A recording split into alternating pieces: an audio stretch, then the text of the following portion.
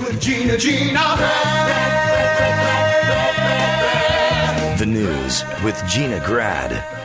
Well, fresh off the heels of this memorial, something that made headlines this morning, Vanessa Bryant has filed a wrongful death lawsuit following the deaths of her husband, Kobe, her daughter, 13-year-old Gianna. This is according to the LA Times. Bryant has brought a suit against Island Express Helicopters and Island Express Holding Corp. seeking general damages, economic damages, punitive damages. The helicopter pilot, I believe it was Zovian, he was previously disciplined in 2015 for violating federal flight rules and received counseling, as per the LA Times. He was also flying for Island at that time as well. And during the fatal crash in January, thick fog, as we know, the LAPD, they ground all of their helicopters that day. A preliminary investigation showed there was no engine failure on the helicopter's part. So that would actually be an interesting question for Garrigus. How does this work? Is it on behalf of the other clients or what? The clients, passengers, or everybody? Yeah. Is she spearheading it for everybody? I don't know. Because I thought it was just for her family. I think everyone's going to lawyer up. Everyone's going to sue. Individually, you can't have a company like this without buku insurance with super deep pockets, and they're just going to go after the money, and everyone's going to be compensated, and everyone will be minus their loved ones, but set for life financially. So the guys who were, we're not so worried about the Bryant estate, but the guys who are baseball coaches and regular civilian types will be set up for life. Brian, it reminded me of, what was the laundromat? Yeah. Meryl Streep. Right. They denied the insurance. Yeah, it got me thinking about all that. I certainly hope that doesn't happen, and I expect that. Hopefully it'll end quickly. Where'd you see Meryl Streep? In a laundromat. Is that weird? Coin op? Yeah, coin op. Fluff and fold? Yeah, her help was off, and my washer was broken. Yeah. It was the Bel Air Canyon Fluff and Fold. Yeah. That one's nicer. I go to Beverly Glen. That one's air conditioned. I miss the smell of that place. I used to go to coin op. The dryer sheets. It was the Tide in the mini boxes or something. It smelled soapy. It's coming in. It had a smell and had kind of warm air bursting about. They had video games sometimes. There was like a Pac-Man in one that I used to go to. Oh God! May or not be out of service. Fancy ones in Minnesota. No, this was in Marina Del Rey. Like when I first moved out here. Dude, I miss probably the most comfortable seating minus any padding at all. Like the fiberglass is just shaped with the divot. scooped. I just slide on into that. The one in Hollywood has like one of those claw games, but you pull out boxes of detergent. Wow. It's pretty good. For the children. Isn't that sad?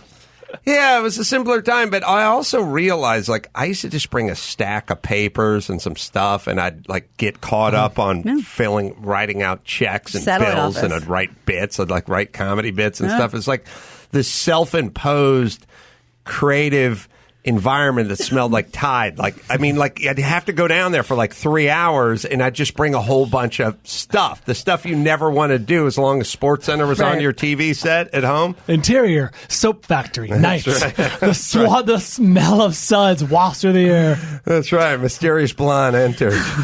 She's got grass stains. See, but then they invented the iPhone, and you can't be bored anywhere now. No. I don't care about running errands. I've got my AirPods or whatever. I'll just listen to a podcast. It's fine. I'll go. I'll sit in line. I'll tell you the thing that it has. The smartphone and the ubiquitous smartphone has not ruined me, but it's hurt me a little bit in the I don't care nearly as much if I'm 8 minutes late somewhere, because if I walk in, the person's always just sitting at the table and they look like they're in the middle of something. Futzing around. They're taking care of business sometimes, answering texts or getting comment. It's like, that guy's just working on it. I still don't do it, but I have a different mindset on it, because in the past, there'd be the guy who'd be playing napkin football with himself. He'd ball up a foot, be standing there. He'd do that move with the straw where he bunched up the paper on it and then made it unravel. The guy's just sitting there bored off his ass staring at the ceiling. You're 100% right, because I'm thinking of the times that I've been waiting for someone to text me. I'm 5 minutes out, 5 minutes late. It's like, thank God. Yeah. I appreciate the 5 minutes. I get caught up on something. Yeah.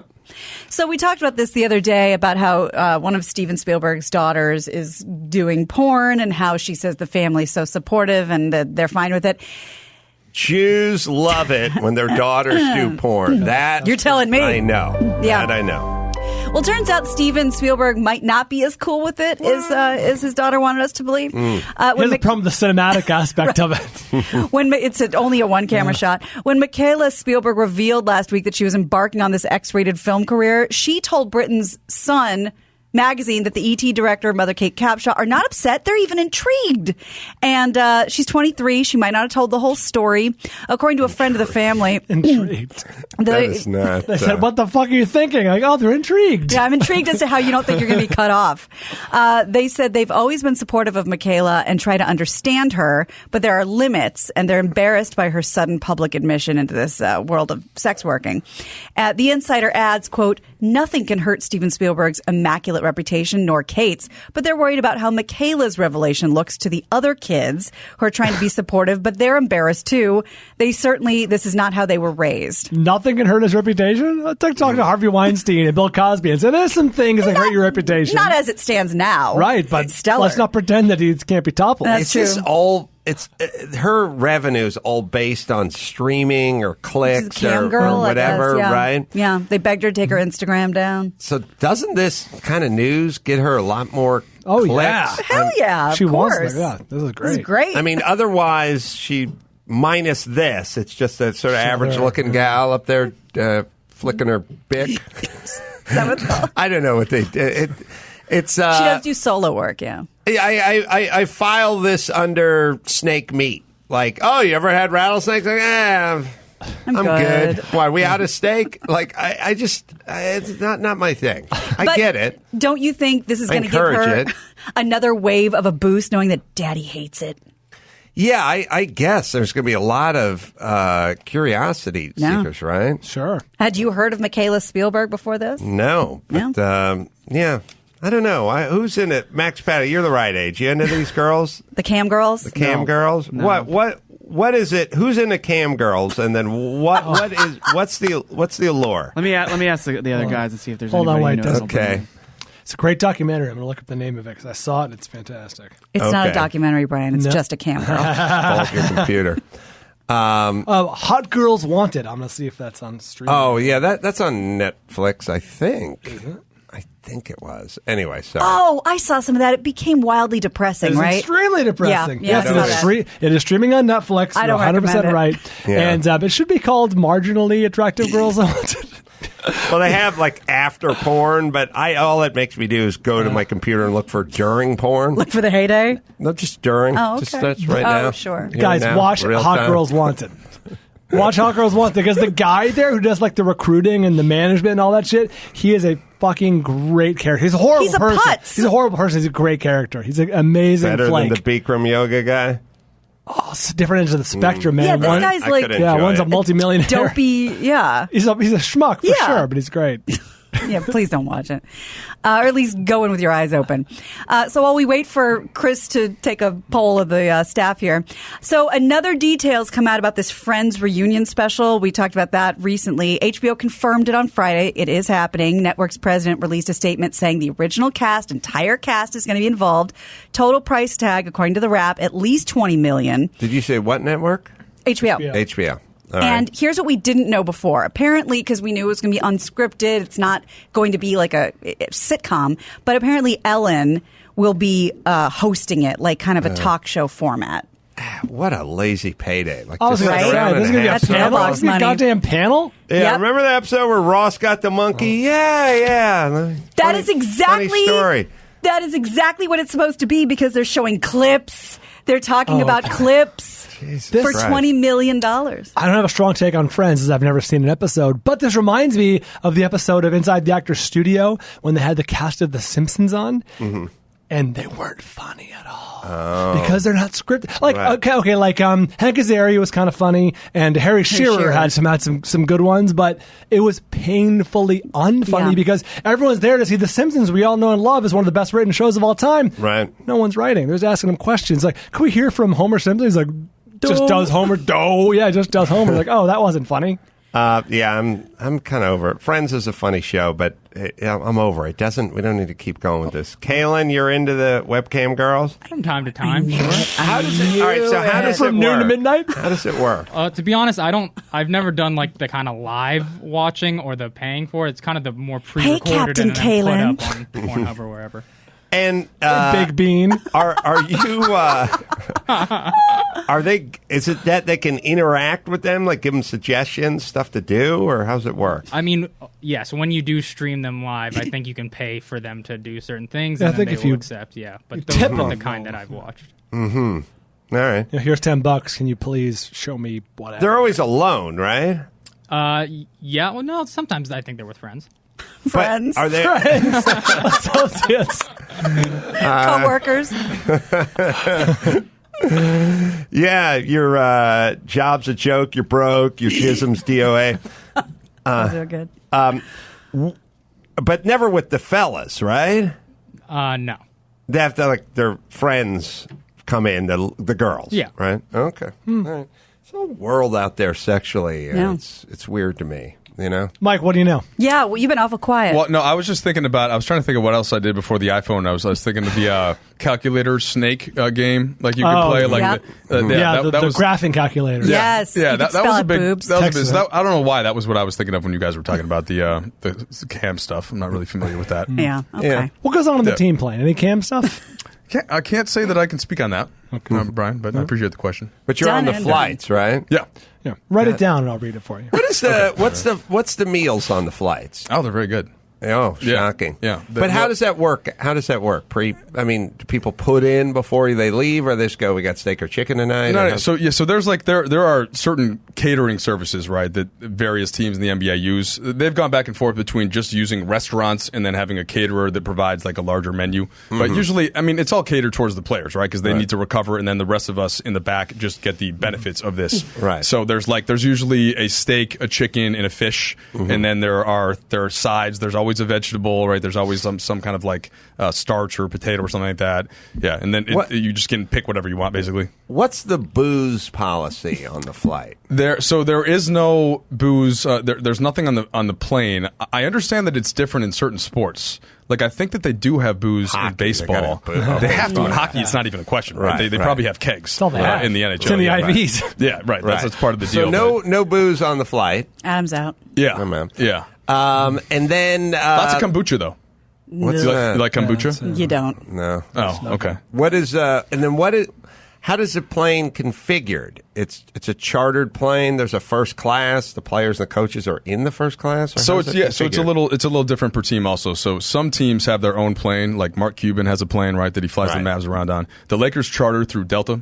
So there's the big sort of Really? Yeah, Delta's a lot of teams are on Delta, but it's like a specific plane. So like even the seats in the back are basically first class seats, right? The players are in the front. The kind of the training staff and strength staff is in the middle, and the second part of the middle are the coaches, and then in the back it's kind of like the broadcasters, the public relations crew, the broadcast crew, radio, stuff like that. How many all in are on the plane?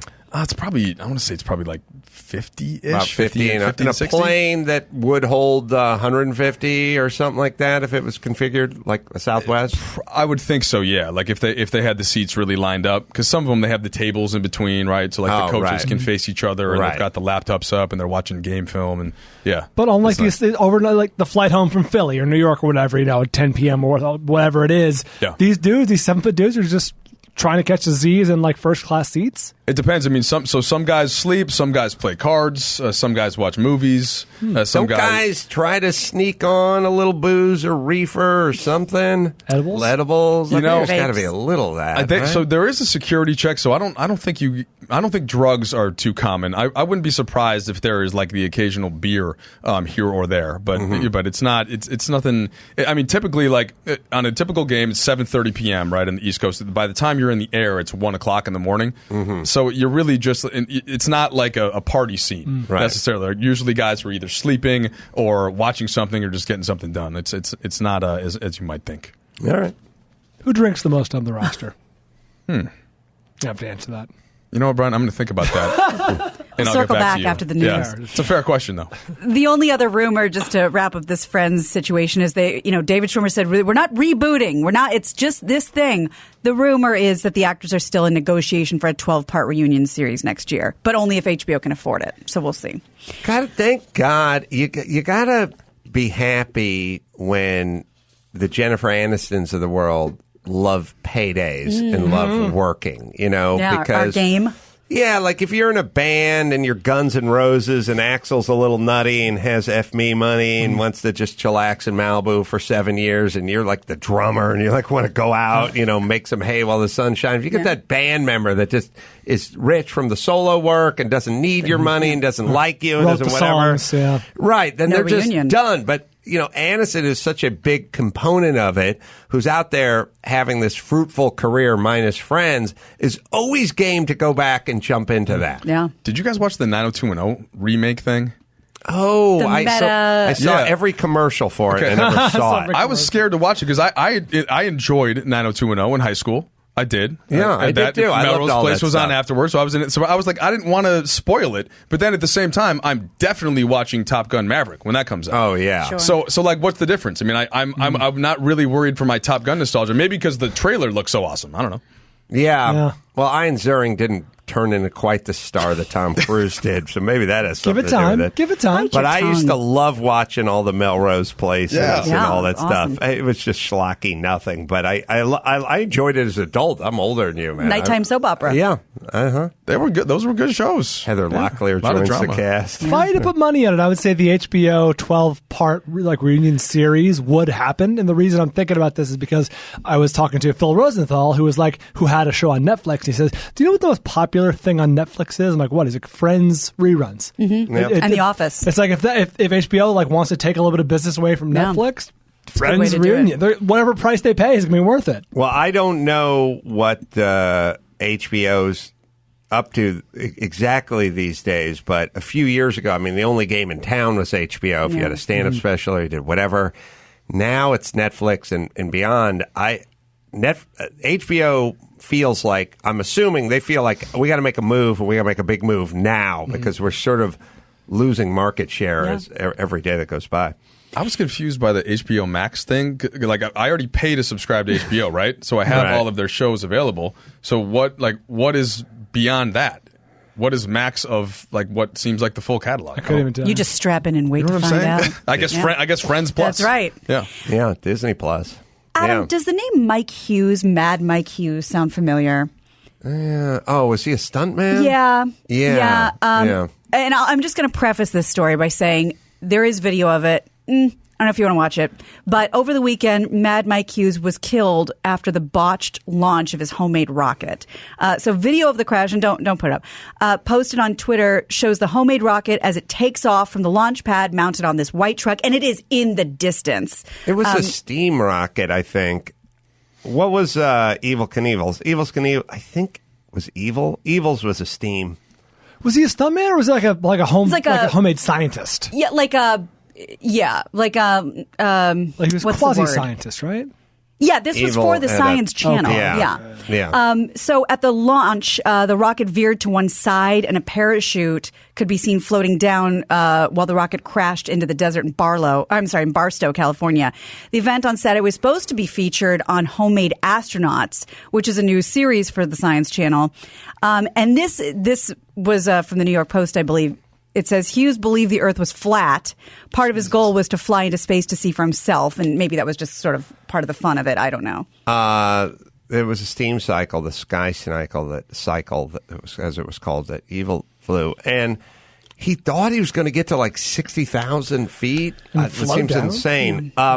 So the thing that's so eerie about the footage, and it's so reminiscent of the Evel Knievel Snake River launch, is when Evil was launched, the parachute deployed as he was being launched. Right. And in this case, Mike, he got launched, parachute deployed, and tore off. Yeah, he went so fast. Now you're just going into the air minus the chute. Yeah. Now, the The good news is he probably didn't know the chute was missing until he hit his sort of apex, started to come down, and then start to deploy the chute. So it wasn't probably on the way up. He probably wasn't aware that the chute had deployed. I think I may go this way, and I'll tell you why. I'll tell you why, because that's what I've got on my bingo card. There's really only been one instance of a guy doing a steam-powered rocket launch, and that's Evel Knievel. And the thing that really went wrong is the chute deployed prematurely, like on the launching pad.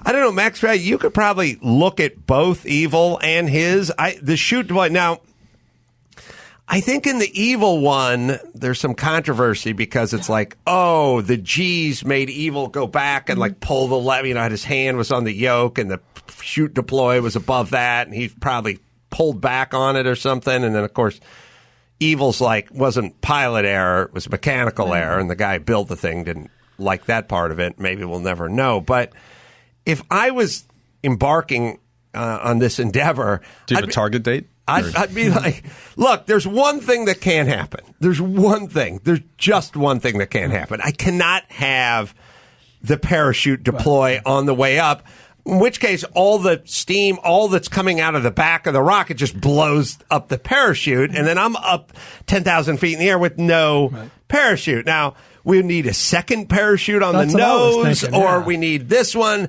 or whatever. But the one thing that can't happen is what happened to Evel Knievel. And when you see them both, or as I see them both sort of in my mind's eye, they both just did the same thing. Evel fired his thing, Snake River thing, and the chute was dragging behind him as he was going up the thing. Like the chute was out. He's so lucky the thing didn't just blow off, but it literally deployed as he went out. And what's this, Mike Hughes. Mike Hughes, the exact same thing. A chute deployed on the way up. Evel was lucky in that his chute didn't blow off. Mike was unlucky in that his chute did blow off. Wow. But that would be I don't know. I just feel like this is the one thing that can't happen. It cannot happen. Yep. Have you guys ever been skydiving? Any of you? No. I haven't either. I'm deathly afraid of it. But it's like, why am I trusting that 100% this whoever I'm strapped to, assuming you go whatever it is, a tandem. How do I know 100% that you're going to pull the chute at the right time?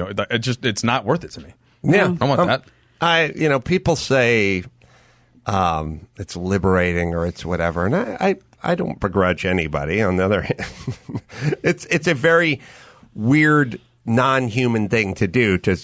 All your wiring is to stay in the plane. The good news is I've seen, and I've been to a couple parachute academies and stuff. The plane is always much scarier than the sky. Like that old drunk guy, right? Want to get out with the fixed wing, above wing, and the gusset that looks bent on the side, like with the permanent in place landing gear. Like that thing. When you jump out of that thing, you may be doing yourself a favor, statistically. That's a fair point. Mm-hmm. I jumped off the stratosphere in Vegas. That was terrifying. You bungeed? No, I just jumped. No, you're kind of secured and you hit a bullseye. But I was up there and I was at the very end of the plank, and I know you guys are going to be shocked. But I started crying. I was like, I can't do this. And they were finally like, well, you got to shit or get off the pot here because we got a line. I was like, okay. Which is a metaphor. Don't shit out there in that plank. I didn't realize that at the time. So what I ended up doing, for some reason, at that moment, I realized if I was going to do this, I had to do it backwards. I couldn't look out into the abyss and step off that plank. So I just nudged myself to the back and just fell out. And it was awesome. So you're glad you did it? Yeah. It was funny because there's video of it because they do that, as you go down. And how my face goes from absolute terror to absolute joy. And you see the progression in that 3.5 seconds. It was pretty cool. I'm glad that people aren't bungee jumping as much. That's kind of over. I'm tired of that guy hitting his head on the rock in the stream because they didn't calculate it. I'm tired of watching people jump off and stuff. Do you have Mike's rocket there? Yeah, we have it. Somebody tweeted me. I don't know if you want to see it. I've never seen this. Kind of off in the distance, but it looks the same as sort of Evel's thing. His is a truck-mounted thing, and he just fires out, and you'll see the deploy what appeared to be the same shoots out, and off, gone. and it's bad. But look, if that's not exactly what happened to Evil, I don't know what is. I just say there's just one thing that can't happen, or we need a second shoot somewhere. That's on the crazy front. part to me. There wasn't a second one. All right, Gina, what else? Well, this is a perfect time for Makari if you're going to prom or getting married, because coronavirus apparently is impacting this year's prom and wedding season. 4 out of 5 bridal gowns and prom dresses are manufactured in China, and due to coronavirus quarantines, several of these factories are shut down. A shortage looms in dresses for weddings, proms, all these spring and summer events. But of course, David's Bridal to the rescue, or at least that's what they say. They say they can guarantee they have 300,000 gowns in storage. They'll fulfill all the orders because everyone is freaking out. There's almost no manufacturing of these fancy frocks. Or you can go full Pretty in Pink, where you just take a curtain and get to sewing. Annie Potts' old prom dress. That's right. Yeah, that's the best. My wife's got her wedding dress, and it's just been sitting in the garage in a big bag. God willing, she's not going to need it again. Maybe I could use this. Could you send me that article? Then I could send it to her and be like, look, hey, I think we can make a little money. Ooh, wedding dress donation. Yeah. See, I thought about you're right. Donation would have been the nicer thought, Brian. But I was selling it. I was thinking about money getting man. money. Yeah, absolutely. Yeah. The biggest lie in America is when the wedding dress is $3,000, and then you go $3,000, you wear it once, and then they go, our daughter's going to wear this, and it's like, no. Well, hold on, let me do some quick math. Where's your mom's dress? Because she pitched that shit to your dad 41 years ago, and I don't see that dress anywhere. It's messed up because the diamond thing, that's one thing. Like that's more money than probably most of us when we get married feel like we can spend. But then that at least does retain value. It does, doesn't it? I don't know. I think it's one of those when you drive it off the lot to prove. But I mean, so for example, I did give I got wear it every day. I see the commercials and they go guaranteed to appraise for 5 times as much. Everybody's waving. But I'm saying compared to a wedding dress, though. Yeah, right. Where it literally is going to stick. And at least you have it on, and it's still a diamond. Right. Oh, it's still got some value. The worst is, I think, some of them have to go into storage, and then you have to pay for the storage, like the humidor. Yeah, because they have to be temperature, whatever. I don't know. It's all just some weird ritual that it's essentially that whole world is like, I'm angry at money. That's what it feels like to me. The floral arrangements are only $4,600. They'll be dead the next day. I'm angry at money. I want it out of this house. Yeah. Right. Yeah. It's so it's the dress, everything about it is let's see how much we can spend on nothing in one day. Now, look, I get food, get some good catering going. Maybe a good band. The photographer. I get the band, I get the photographer. But, the dress, I don't know. Can we tell the difference between $300 and $3,000 and the floral stuff? I guess. Maybe in the diamond, what are we going to do with that? Yeah. My whole thing is, if you guys are living comfortably in Palos Verdes, fine. If you're living in an apartment in Sherman Oaks, that money should be going toward the down of a condo. Yeah, take out loans. Yeah. That's exactly what I said to Andy. What I still tell him, because we talk about wedding stuff and we're talking about engagement rings. I'm wearing my grandmother's wedding band, not her engagement ring. But I say, just remember, I appreciate you wanting to do it up for my sake, and that's all very nice and generous. But I consider any money being put toward this wedding is money you are stealing from our down payment for a house. That's marriage material. Oh, okay. You know what I mean? I was like, I don't want to rob us of our future for a party. Of course, it's very sensible over, of you. Thank over you. in one night. Yeah, it's very sensible. Mm-hmm. Well, being 26, I've seen a thing or two. So you shouldn't. what? You shouldn't believe everything you see on the internet. This story is now finally gaining some traction. I saw the YouTube video last week. Popular YouTuber proved that once again you can make anything look true, according to CNN. Natalia Taylor.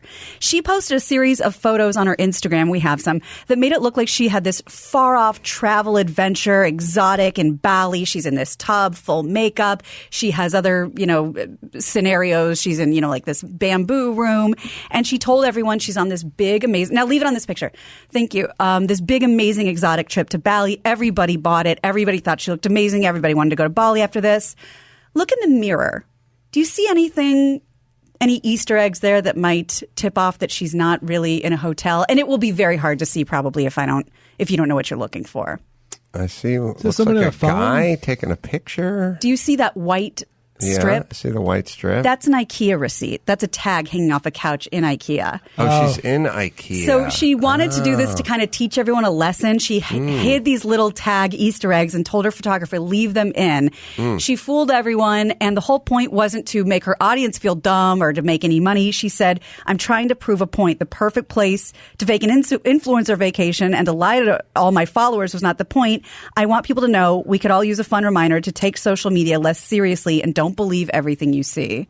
Is there anything, I've been to IKEA a time or two, nothing wafts better than Swedish meatballs. That's for damn sure. Pizza's pretty good wafting. McDonald's fries. Fries are pretty good, but the Swedish meatball, the waft, man, they put it by the front door, man. They You blow come it up in. that escalator, you're like, I need me some Swedish meatballs. One counterexample. What about like a Cinnabon?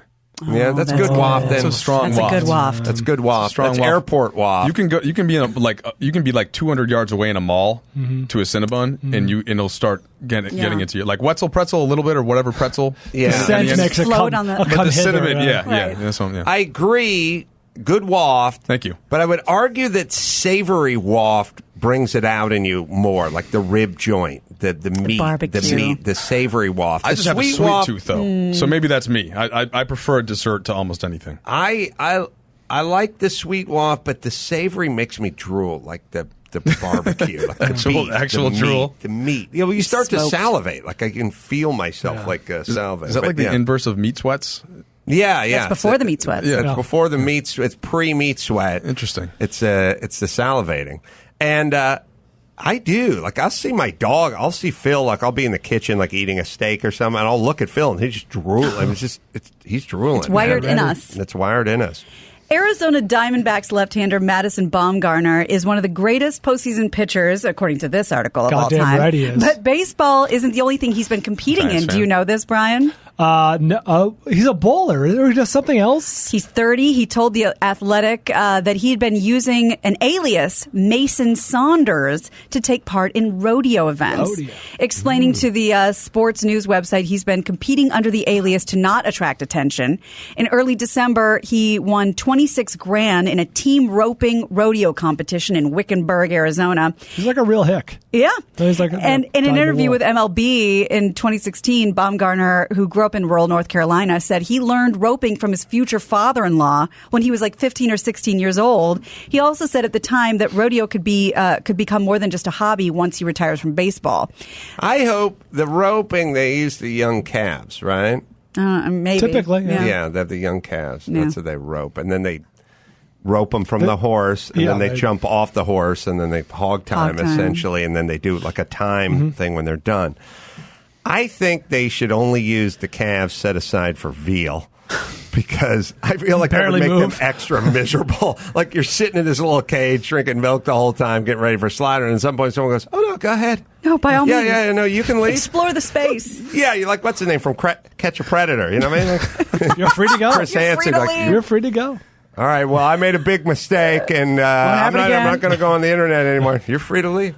Okay, I'm sorry. Are you the police? No, we are not. Yeah. You can walk away right now. Tell Brittany I'll see you in about 11 years. But all right, so I'm just leaving. You free to go? Free to go. And the guy goes, okay, like bullet dodge, and then the Fresno Popo. They always tackle him on the lawn, and it's always great because they yell, get down, get down. And as the guy's going down, they all jump on top of him. It's like, I was complying. I was lying on my belly.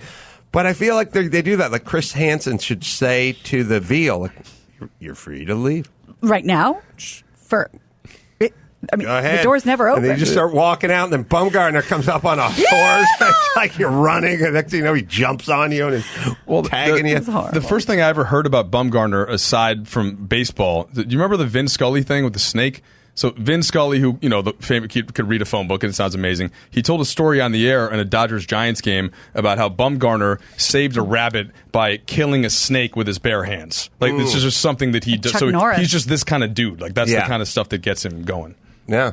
That's good. Wild man. Well, then they posed the question that I was wondering, is he allowed to do this? I mean, does his contract say he can possibly break his back doing rodeo stunts. Well, he's not. He's not bull riding, but if you got to jump off, you got to jump off that horse. You got to rope it and jump off while it's still kind of moving. That's a very fair question, though, because there aren't that many athletes that would there isn't a lot of precedent.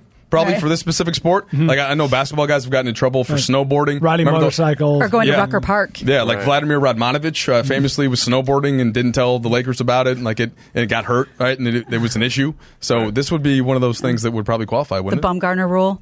See? I think this happened to a former Giant, Jeff Kent. Didn't he have some sort of issue, and he's claimed he fell off his truck washing his truck or something? That sounds right. But he was doing some crazy shit he should have been doing to avoid his contract. That sounds right. Yeah. All right, let's do one more. All right. 62-year-old retired Marine and DEA Supervisory Special Agent George Hood broke the world record for planking last week, holding the abdominal pose for a total of 8 hours, 15 minutes, and 15 seconds, according to Fox News. Hood was a previous record holder, but he had it snatched away by Mao Weidong from China. He beat him in 2016 at the Plank World Cup in Shangri-La Hotel in Beijing. Hood said he prepared for this. Not a spectator sport. Watching middle-aged guys not move for 9 hours. No. Plank. Do you know what he did to prepare for this? That's slap contest. That's the sport. That's the bungalow you want to be in, not the planking competition. Great abs, though. He said he did 674,000 sit-ups, 270,000 push-ups, and practiced to do this, and he did it for 10 hours and 10 minutes. I don't know how tall he is. He doesn't look that tall. The Chinese guy worries me a little. There's got to be height divisions. Because if you're 5'4", if you're 5'4", that's plank all day. That's an easier plank. It's like the bench press. It's easier to bench press. Yeah, if you're long-armed and you're 6'4", planking's tougher. I think it's a handicap. Height. Yeah. So after his record was confirmed, he celebrated by doing 75 push-ups and then announced his retirement. Somewhere he has a daughter with an eating disorder, right? Yeah, she's never good enough. Stepson that hates him. It's That's transitioning stepson with daughter eating his son. Hey, everybody!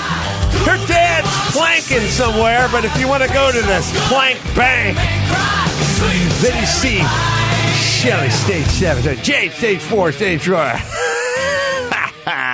And by the way, stepson's transitioning, so he's going to be out here in about 11 days, I think. I don't know. I'm still going to be here. I'm setting my own record over here. That's enough. I'm going to the bathroom. Yeah, planking. He's pursuing his own kind of excellence, Adam, like we started earlier in the show with. I know. That's all great mind work, because planking is that's all your brain, right? Pretty boring.